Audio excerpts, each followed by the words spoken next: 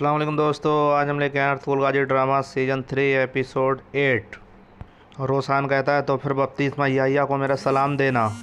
वो कहते हैं तुम बपतिस्मा याहिया को कैसे जानते हो? वो कहते हैं अनकरीब उनसे कहना कि अनकरीब मेरी उनकी गर्दन मेरे हाथ में होगी। बाजार की हो तुम जैसे बदबूदार कुत्तों की कब्र बन जाएगा। क्योंकि चाहे तुम अपना चेहरा मुझसे छुपाए रखो लेकिन तुम मेरे हाथों से नहीं बच पाओगे, क्योंकि मैं तुम सबको जानता हूँ। और वो रोसान को कत्ल करने ही वाले होते हैं तब तक बाबर उन पर हमला कर देता है और वो गुलाम फरोज से कहते हैं तरिस्तान भागो।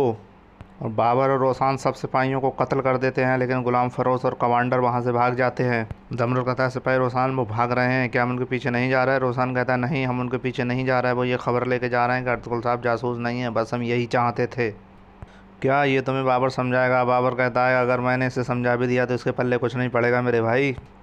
और बाबर कहता है भाई मैं तुम्हारी मूंछों पर कुर्बान जाऊँ, मैं सिर्फ मजाक कर रहा हूँ, गुस्सा मत करो। और रोसान कहता है हम जो काम करने आए थे वो हमने कर लिया, अब अंधेरा होने से पहले हम अपने काम पर वापस जा सकते हैं। तुम ये खबर अर्तुगरुल भाई को दे दो। बाबर कहता है रोसान सिपाही अब तुम कबीले चलोगे? वो कहता है नहीं, पहाड़ मेरा मस्कन है, अभी मुझे और कुछ दिन छुप कर रहना होगा, चलो चले मेरे भाई। और इधर हलीमा सुल्तान और अर्तुगरुल साहब कबीले से दूर जंगल में आते हैं सैर करने के लिए। और अर्तुगरुल साहब कहते हैं मेरी हलीमा तुमने मुझसे ये कजाली आंखें क्यों फेर ली? वो कहती हैं हुजूर बहुत दिनों से हमने कहीं सैर नहीं की, मैं आपके साथ यूँ घूमने की मजाज रही हूँ इसलिए मेरा ये हाल है। और हलीमा सुल्तान कहती हैं अर्तुगरुल साहब हमारे बेटे गुंदूस का भाई आने वाला है। और अर्तुगरुल साहब ये बात सुनकर झूमने लगते हैं, अपनी तलवार हवाओं में लहराने लगते हैं। अर्तुगरुल साहब कहते हैं तुमने मुझे ऐसी खबर दी है कि चाहे अजीम ताकतें इकट्ठी हो जाएं मुझे कोई परेशानी नहीं। अब कुछ डाकू आ जाते हैं, कहते हैं हमें भी बताओ, हम इकट्ठे खुशियाँ मनाएंगे। अर्तुगरुल साहब कहते हैं हलीमा जब भी तुम मेरे बच्चे की खबर मुझे देती हो कुछ ना कुछ बुरा हो जाता है। हमारा बच्चा हर बच्चा ऐसे ही आता है, इस दफ़ा हमारे हिस्से में कुछ शराबी हैं, तुम फिक्र मत करो। अर्तुगरुल साहब कहते हैं तुम बेशर्म क्या चाहते हो, कौन हो तुम? वो कहते हैं हम काई कबीले के सरदार अर्तुगरुल साहब के सिपाही हैं, हमारा कानून चलता है। अर्तुगरुल साहब हंसने लगते हैं और वो कहते हैं सोना हमारे हवाले कर दो। वो डाकू कहते हैं तुम हंस किस बात पर रहे हो? वो कहते हैं तुम सोना हमारे हवाले कर दोगे, तुम्हें अपनी ज़िंदगी प्यारी नहीं? मैंने कहा ना हम अर्तुगरुल साहब के सिपाही हैं। अर्तुगरुल साहब कहते हैं तो तुम अर्तुगरुल साहब के सिपाही हो हैं? तुम अर्तुगरुल साहब को अच्छी तरह जानते हो। वो कहता है तुमने मेरी बात नहीं सुनी, उन्होंने हमारी परवरिश की। और अर्तुगरुल साहब कहते हैं चलो फिर देखते हैं मैंने तुम्हारी परवरिश सही की। और डाकू घबरा जाते हैं, उन पर हमला कर देते हैं और वो सबको मारते हैं। और एक को पकड़ कर कहते हैं कि अगर मैंने तुम्हें अपने कबीले के आसपास देखा और तुमने हमलों के दौरान मेरा नाम यूज़ करते हुए देखा तो मैं तुम्हें सबको मार दूंगा, याद रखना। अर्तुगरुल साहब हलीमा सुल्तान से कहते हैं हमारी आने वाली नस्लें हमारे नाम को और भी ताजीम देंगी इंशाअल्लाह। अर्तुगरुल साहब चलो कबीले वापस चलते हैं। इधर आरिफ साहब अपने खैमे में उस जवान को पता लगाने की कोशिश करते हैं इसमें जहर है कि नहीं। इतने में इसहाक साहब 2 तीतर लेके आते हैं। इसहाक साहब कहते हैं आरिफ साहब तीतर किस लिए? आरिफ साहब कहते हैं कि इस समय पता चलेगा कि मरहूम के खून में जहर है कि नहीं। इसहाक साहब पूछते हैं ये किसकी ज़बान है? आरिफ साहब कहते हैं मैं नहीं जानता, लेकिन बस इतना जानता हूँ कि अर्तुगरुल साहब शायद इससे कुछ जान सकें। अर्तुगरुल साहब ने कहा था कि तोख्तामत साहब ने गैर मुतवक्का तौर पर छाबदार कबीले के सरदार पर हमला किया था और आलियार साहब को इसकी मंतक समझ नहीं आई, इसलिए उन्होंने उनकी ज़बान काट के मुझे दी ताकि मैं पता लगाऊं कि इसमें जहर है कि नहीं। इतने में अर्तुगरुल साहब खैमे में आ जाते हैं। दुलजान से पूछते हैं दुलजान सब कुछ खैरियत है? दुलजान कहते हैं हाँ सब कुछ खैरियत है भाई, यहाँ से मैं आपका ओहदा आपका काम आपको वापस देता हूँ। वो पूछते हैं सरदारान सब कुछ इन्होंने अच्छे से किया? सरदारान कहते हैं बिल्कुल हुजूर, इन्होंने सब कुछ अच्छे से अंजाम दिया। अर्तुगरुल साहब पूछते हैं पानी के रास्ते की पेशाई कहाँ तक पहुँची? वो कहते हैं हम पानी के रास्ते पे काम कर रहे हैं हुजूर और हम बहुत जल्दी पानी कबीले तक लाएंगे। अर्तुगरुल साहब पूछते हैं ये कब तक पूरा हो जाएगा? दुलजान साहब कहते हैं भाई ये 3 दिन तक पूरा हो जाएगा। मवासियों के बाड़े की क्या सूरत हाल है? उन्होंने कहा कि बस सर्दियाँ आ रही हैं, सर्दियों से पहले ही ये मुकम्मल हो जाएगा इंशाअल्लाह। दुलजान मेरे जाने के बाद कोई वाक़या तो रूनमा नहीं हुआ, फिक्र ना करें भाई, सब कुछ ठीक रहा। सिर्फ एक बात के कि उस्ताद हारतुजान दुखी ना हो इसलिए मैंने सफदर के साथ उन्हें खान एक बार तलाश करने के लिए फिर भेज दिया। अगर मैं उन्हें ना भेजता तो वो आदमी मर जाता। अच्छा किया तुमने, इंशाअल्लाह वो उसे ढूंढ लेंगे। हाजत औरियान कहते सफदर मैं इस इलाके को अपनी पुस्त के हाथ की पुस्त की तरह वाकिफ़ हूँ, मैं सोने की खुशबू को पहचान सकता हूँ। वो कहते हैं उस्ताद तुम सोने की खुशबू को कैसे सूंघ लेते हो? वो कहते हैं कि अगर तुम इस बात को जान लो तो ये जगह वहाँ होती। सफदर कहता है उस्ताद ठीक कह रहे हैं, मैं भी तीतर को तीर लगने के फासले से सूंघ लेता हूँ। और हाजत औरियान ज़ोर से चिल्लाने लगते हैं कि ऐ खुदावन मैं तेरा लाख लाख शुक्र है, मैं जानता था कि ये यहीं हैं। हाजत औरियान कहते हैं ये देखो सोने के छोटे छोटे दुम्बे। और वो कहते हैं किस चीज़ का इंतजार कर रहे हो सिपाही, चलो चलते हैं। अर्तुगरुल भाई को खबर देते हैं, अर्तुगरुल भाई इससे बहुत खुश होंगे।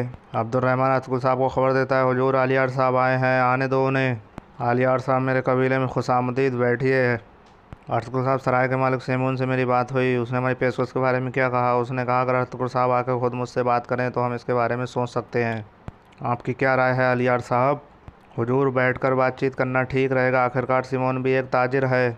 और वो कहते हैं ओवरऑल साहब का क्या हुआ? उन्हें जाबदार साहब के पेशकश पे टेंशन हो रही थी, तो वो कहते हैं आप उसके गलत कामों को नहीं देखेंगे, आप हमेशा मेरे कामों को देखेंगे। और आरिफ साहब, इसहाक साहब आ जाते हैं खेमे में और बैठते हैं। अलियार साहब कहते हैं आरिफ साहब, मैंने जो काम आपको दिया आप किसी नतीजे पर पहुँचे?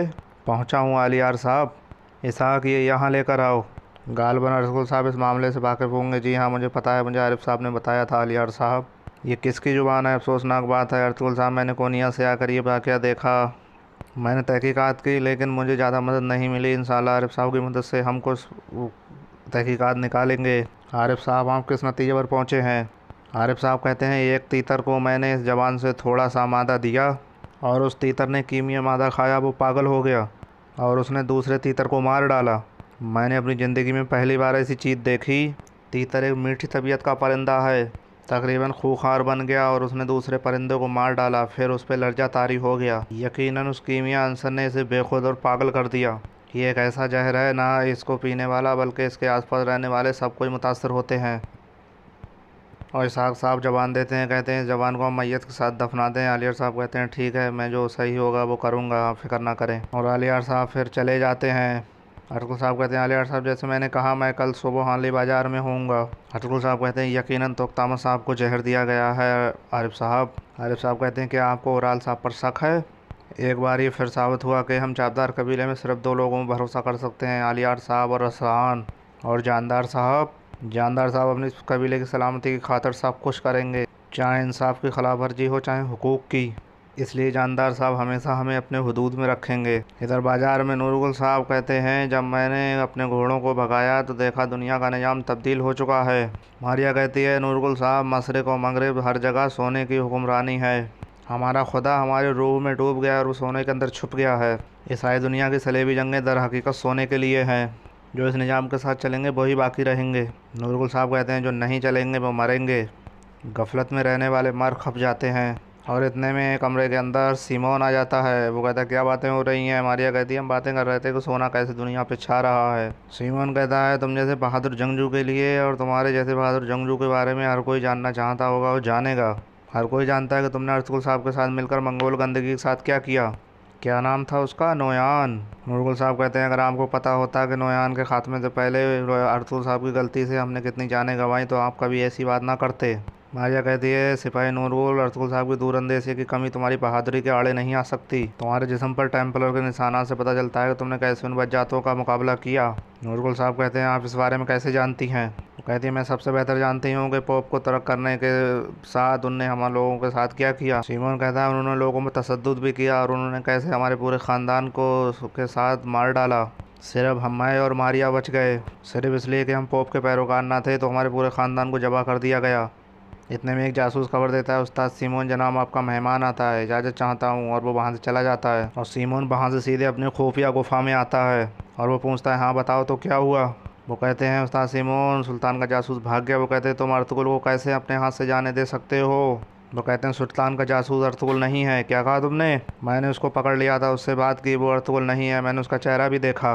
फिर उसके आदमी आए, हमारे सारे आदमियों को मार डाला और वो उसको बचाकर वहाँ से ले गए। सिमोन कहता है तुमने उसका चेहरा देखा तो बताओ कौन है वो? हमें नहीं पता चला कि वो कौन थे, लेकिन वो जानता था कि आप कौन हैं उस्ताद सिमोन। वो कहता है उसने मुझसे बपतिस्मा यहया के बारे में पूछा और उसने कहा वो हान आके हमारे सरों पर गिराएगा।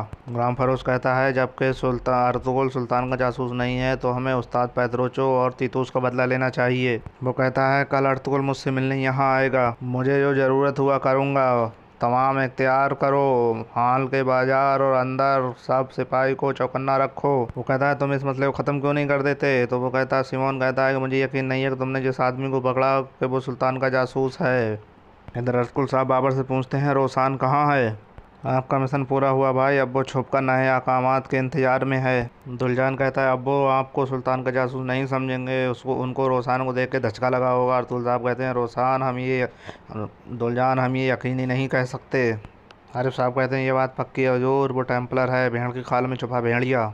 वो लोग आपको मारना चाहेंगे, इसीलिए उन्होंने आपको उनके अपने कदमों में बुलाया है। दुलजान, हम हार में जाएंगे, लेकिन अगर कोई जाल हुआ तो हुजूर वो वहीं आपको मारना चाहेंगे। मैं तब तक अपने आप उसको जिंदा रखूंगा जब तक मैं सबको जान नहीं लेता। अगर वो मुझे मारने की कोशिश करता है तो मैं उसे तुरंत मार दूंगा। कल हम हान जाएंगे, फिर देखेंगे कौन मरता है कौन जीता है। और इतने में हाजत और यान आ जाते हैं। वो कहते हैं, हुजूर मेरे पास आपके लिए खुशखबरी है, बताएं। फिर अल्लाह की मदद से मेरे ख्याल में हम खान तक पहुंच गए हैं। और वो कहते हैं, ये देखिए हुजूर, सोने का छोटा सा दुम्बा। हजरत ओरियान, किसी को भी इसका पता ना चले, बिल्कुल जवान बंद रखिए। जिन सिपाहियों के साथ आप गए थे उन्हीं के साथ हर बार जाएंगे, जैसे आपका हुक्म हुजूर।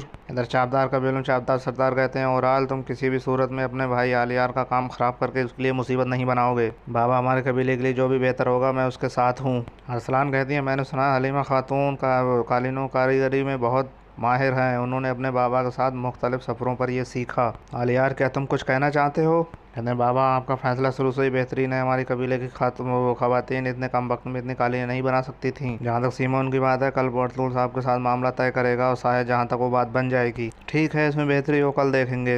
इधर ओराल अपनी बीबी से कहता है, बाबा कितने बार मुझे मुसीबत में फंसाएंगे। उसकी बीबी कहती है, अगर उन्हें हरीफ बनने के लिए आपने उनकी कालीनों को जलाया, अगर आपने सही कदम नहीं उठाया तो वो सब कुछ बर्बाद कर देगा और आपके बाबा उसकी कदर नहीं करेंगे। ये सब कुछ आपको ही करना होगा।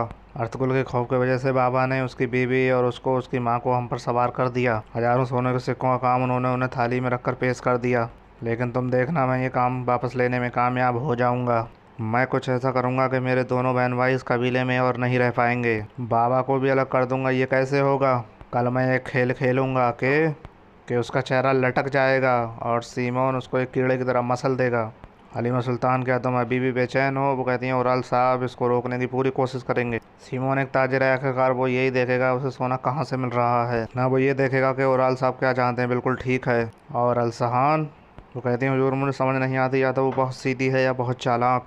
क्या मतलब है तुम्हारा हलीमा? उन ताजरों को बताने वाले के लिए आपको सलाह नहीं थी, लेकिन वो ऐसा सब क्यों करेगी? तुम्हारा क्या ख्याल है? मुझे नहीं पता हुजूर, लेकिन ये बात यकीनी है वो आपकी बहुत इज्जत करती है, उतनी ही जितनी आलियार की। मैं सोच रही हूँ वो ये कि हम खुद को जानदार साहब की औलाद में फंसा रहे हैं। हमारा काम आसान नहीं होगा। तुम्हारी निगरानी पे मुझे पूरा भरोसा है कि तुम सब संभाल लोगे हलिया सुल्तान, इसीलिए मैंने तुम्हें अम्मी जान के साथ काम का निगरान मुकर्रर किया। और इधर असरान से पूछते हैं कि तोख्तामस और ओराल साहब के बीच क्या हुआ था। वो कह रही थी कि बिजनेस के साथ साथ उनकी दुश्मनी भी बढ़ रही थी, क्या हुआ बताओ मुझे। अरसलान कहती हैं कि उन्हें पता चल गया था कि ओराल ज़्यादा मुनाफा ले रहा है और ये सब तो तामस ने बाबा को बताया था। एक तरफ ओराल, दूसरी तरफ चोलपान। हम उसको कैसे संभालते, कैसे बचते? तुम चोलपान खातून पर नज़र रखो, भाई पर मुझ को छोड़ दो। और इतने में ओराल साहब आ जाते हैं। आलियार साहब से कहते हैं, ओराल साहब, तुम्हारे लिए बेहतर होगा तुम अर्तुगरुल का साथ मत दो, वरना तुम्हारे लिए मुश्किलात होंगी। सीमोन का शुक्रिया कि हम आजकल माल और मवेशी बेचने के काबिल हुए, वरना हम भी अर्तुगरुल कबीले की तरफ भूखे मर रहे होते। आज अर्तुगरुल यहाँ है, शायद कल ना हो, लेकिन सीमोन हमेशा बाजार का मल्लाह रहेगा। भाई, क्या ये सच है? सीमोन के साथ मिलकर आप हमारे रोजाना की कबीले की कमाई चुरा रहे थे? क्या तुम्हें यह अरसलान ने बताया? आलियार साहब कहते हैं, कल दोनों कबीले काम शुरू करने वाले हैं। आप ये सोचिएगा भी नहीं हमारे पीठ के पीछे कुछ करने की। इधर अर्तुगरुल साहब के ख्वाब में हुजूर इब्नुल अरबी आते हैं। अर्तुगरुल साहब कहते हैं, गुंडागर्दी से मेरे ऊपर दबाव डाला जाएगा। वो कहते हैं कि ऐसा वक्त आएगा जो तुम अपने दुश्मन को पछाड़ दोगे। दुश्मन ही तुम्हें शेर की तरह बहादुर बनाता है। वो कहते हैं, मेरी तलवार निकालने और दुश्मनों को ख़त्म करने का वक्त कब आएगा? इब्नुल अरबी कहते हैं, बेटा, जुल्म मुख्तलिफ तरीक़ों से आता है। तलवार जालिमों की तलवार को रोकने के लिए है। तुम्हारी जंग मक्कार जालिमों से है जो जाल बिछाते हैं। तुम सिक्कों के खिलाफ सिक्का इस्तेमाल करो। एक सरदार को पता होना चाहिए कि बुराई दाएं बाएं हर तरफ से आ रही है। तुम्हें यूसुफ अलैहिस्सलाम की तरह कुएं में फंसना होगा, लेकिन जब तुम बाहर आओगे तो तुम अपने ही मुल्क के सुल्तान होगे इंशाअल्लाह। इधर हानले बाजार में सीमोन के पास मारी आती है, कहती, भाई, हमारा अजीम दिन आ चुका है। सीमोन कहता है, हमारा अजीम दिन वो होगा कि जब हम अपने यरूशलेम को मुसलमानों के हाथों से छुड़वा लेंगे। उस दिन हम हैके सुलेमानी की तामीर नौ करेंगे। वो कहता है, अभी कुछ ही देर में हमारा पुराना दुश्मन अर्तुगरुल आएगा। कभी कभी हमारे पुराने दुश्मन भी हमारे दोस्त होते हैं, लेकिन हमें उनके साथ कारोबार करना पड़ता है। अगर उसकी पेशकश अच्छी है तो मैं उसे कबूल करूँगा। तो ओराल घुर्राएगा, बिल्कुल। फिर ये सराकतदारी ख़तरे में पड़ जाएगी और हम एक तूर से दो शिकार करेंगे। और इधर अर्तुगरुल साहब अपने सिपाहियों के साथ हानले बाजार आ जाते हैं। बाबर कहता है, भाई, सबकी नज़रें पूरी तरह हम पर हैं और इसी टाइम रोसान भिखारी के रूप में आ जाता है और इतला देता है जब से परिंदे अपने मालिक के सहन में बैठे कौवे काफ़ी गुस्सा हो गए हैं। अल्लाह सालीन आपके साथ में बहादुर। बाबर कहता है भाई हम कहाँ जा रहे हैं? अर्तुगरुल साहब कहते हैं मैं नूरगुल से मिलना चाहता हूँ। बाबर कहता है मैं समझ गया क्यों ना भाई पहले हम सीमोन से मिल लें। इतने मारिया आती है अर्तुगरुल साहब खुशामदीन सराय के मालिक सीमोन आपके इंतजार में है। अर्तुगरुल साहब कहते हैं ठीक है फिर हम उससे बाद में मिलते हैं और वो वहाँ से चले जाते हैं। अर्तुगरुल साहब पूछते हैं फिलिप तुम्हारी टांग को क्या हुआ? तुम लंगड़ा के चल रहे हो? वो कहते हैं ये गुस्ताख शराबी का काम है। यकीनन तुमने उस शराबी को सबक सिखा दिया होगा।